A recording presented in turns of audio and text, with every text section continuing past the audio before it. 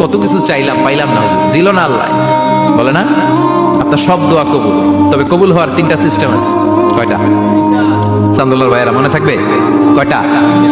আপনি যত দোয়া করছেন সব কবুল, কারণ আল্লাহর কাছে কিছু চাইলে আল্লাহ ফিরাইয়া দিতে জানে না। আল্লাহ জানেই না কেমনে ফিরাই দিতে হয়। সুবহানাল্লাহ কোন?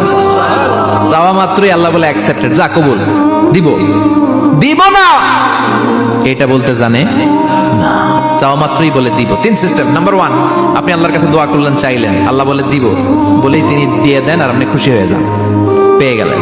নাম্বার 2, আপনি আল্লাহর কাছে দোয়া করলেন, চাইলেন, তখনও আল্লাহ বলে দিব, তবে এখন না, সবুর, একটু পরে দিব, কখন দিলে আমার জন্য ভালো, আমার চেয়ে ভালো জানে কে, পরে দিবে।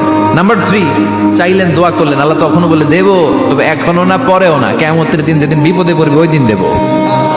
যেদিন তোর বাবা তোরে চিনবে না, তোর মা তোরে চিনবে না, বন্ধু বন্ধুরে চিনবে না, পীর সাহেব মুরিদরে চিনবে না, মুরিদ পীর সাহেবরে চিনবে না, ইমাম সাহেব মুসল্লিরে চিনবে না, মুসল্লি ইমাম সাহেবরে চিনবে না, কেউ কাউরে চিনবে না। ওই কঠিন দিনে তোরে আমি বাঁচাইয়া দেব।